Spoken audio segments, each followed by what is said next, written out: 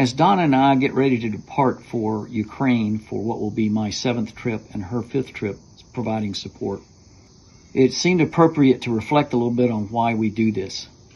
One of my big motivations is the words of Dietrich Bonhoeffer, who was a Lutheran pastor in Germany in the 1930s, who fought against the German regime, joined the resistance, and eventually was executed by the Nazis. But Dietrich Bonhoeffer wrote, "To see evil and do nothing is evil itself. Not to act is to act."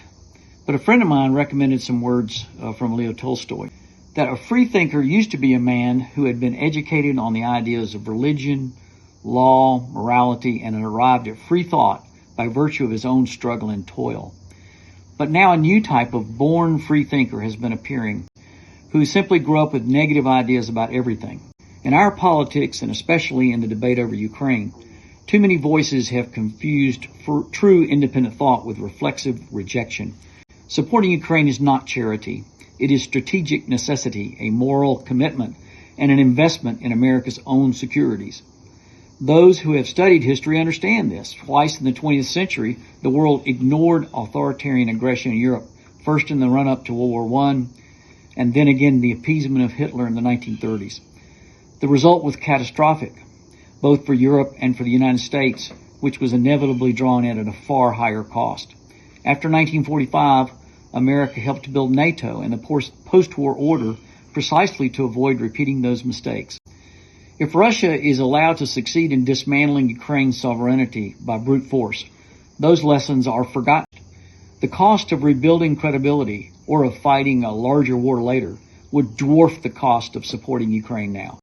This is the sober, serious view reached by those who have engaged with history, morality, and strategy, independent but grounded in understanding. Yet much of the opposition to Ukraine aid doesn't come from such reflection. It comes instead from a knee-jerk rejection of foreign commitments, a default posture of saying no to anything that carries the stamp of international cooperation. Aid is dismissed as wasteful without any serious reckoning with what abandoning Ukraine would mean. The born freethinker who rejects without ever struggling to understand, who mistakes cynicism for insight.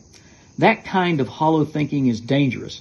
It corrodes public trust, weakens democratic debate, and risks pushing America into isolation at the very moment when global threats are growing. In the case of Ukraine, the lesson is clear. Serious thinking rooted in history and morality leads to one conclusion: Ukraine matters to Europe, to democracy, and to the security of the United States itself.